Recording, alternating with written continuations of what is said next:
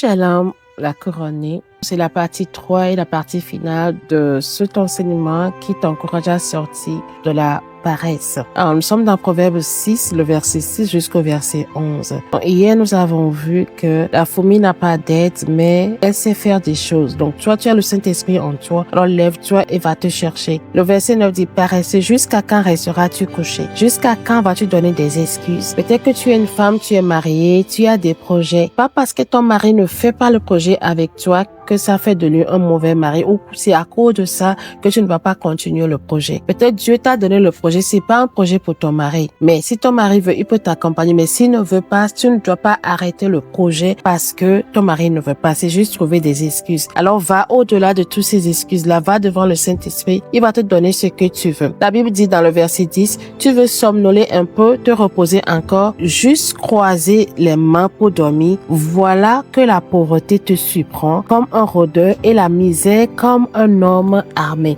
Alors, je vais encourager chaque chrétien. Peut-être que tes parents ne t'ont pas laissé d'héritage, ils ne t'ont rien laissé. Tu as souffert pour arriver. Ne fais pas que tes enfants vont traverser la même chose. Crée un patrimoine pour tes enfants. Trouve quelque chose à faire. Pense à épargner pour tes enfants. Pense à créer quelque chose pour eux. Pense à vivre une vie épanouie. Les gens disent souvent que Dieu ne nous a pas envoyés sur la terre pour devenir riches, mais il ne nous a pas envoyés non plus pour souffrir. Il ne nous a pas envoyés pour quémander. La Bible dit, David dit, j'ai été jeune, j'ai grandi, j'ai jamais vu le juste mendier son pain. Alors, si tu veux sortir de la pauvreté pour l'année 2026, que ce soit la pauvreté mentale, spirituelle et physique, je parle plus des choses matérielles. Demande au Saint-Esprit de diriger tes pas. Demande au Saint-Esprit de diriger tes pas. Que la nouvelle année te soit belle et que tu fasses des exploits et que tu viennes témoigner. Le verset, c'est Proverbe 6, le verset 6 au verset 11. Que Dieu vous bénisse et à très bientôt. Au revoir.